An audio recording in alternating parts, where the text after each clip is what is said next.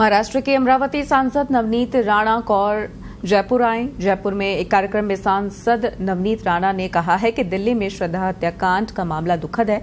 मुंबई से चलकर दिल्ली तक पहुंचे और लव जिहाद की ऐसी घटना को अंजाम दिया। ऐसे दरिंदों पर खून खौल उठता है।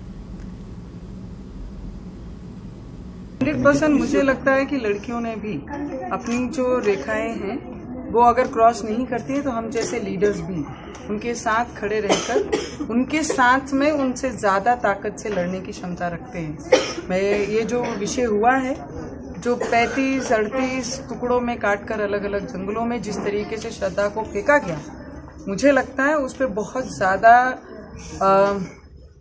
अंदर से एक गुस्सा, एक महिला समझकर, एक हिंदू विचारधाराओं की महिला रिप्रेजेंटेटिव करने वाली व्यक्ति, जब कई लोग बोलते हैं कि लव जिहाद क्यों नाम दिया गया है, क्यों हिंदू मुस्लिम किया गया है, तो ये सबसे बड़ा उदाहरण और ये सबसे बड़ा उत्तर उन लोगों के लिए जिन्होंने ये निर्माण किया है कि ऐसा कुछ नहीं है। अगर ऐसा कुछ नहीं है तो इतनी बेरहमी से किसी महिला और किसी लड़की को, उनके साथ इतने सालों से रहती हुई लड़की को इतने टुकड़ों में काटकर 18 दिन फ्रिज में कौन रख सकता है। तो ये जो दिशा में ये पूरी टीम, इनकी यंत्रणा जो बाहर के सोर्स काम कर रहे हैं, उन्हें रुकाना है। तो मुझे लगता है युवकों की, हम लड़कियों की, हम लोगों के साथ देना बहुत जरूरी है, तब जाके इस चीजों को हम रुका पाएंगे। सांसद हैं आप, सदन में किस तरह से इसको? सर, मैं तो हमेशा संसद में भी जब ऐसी कोई घटना होती है, पहले तो मैं सभी से आग्रह करती हूँ, विनती करती हूँ लड़कियों से कि ऐसी घटनाओं को आप बलि नहीं पड़ना चाहिए। आपने इसको बहुत रिस्ट्रिक्ट करना चाहिए। एज ए सोशल मीडिया हो या चैटिंग करने से पहले 100 बार वो व्यक्ति की जांच हम लोगों ने करनी नहीं चाहिए। सोशल मीडिया का जमाना है, दैट मीन्स उसका अच्छा उपयोग लेना चाहिए, उसका दुरुपयोग हम लोगों ने भी नहीं करना चाहिए।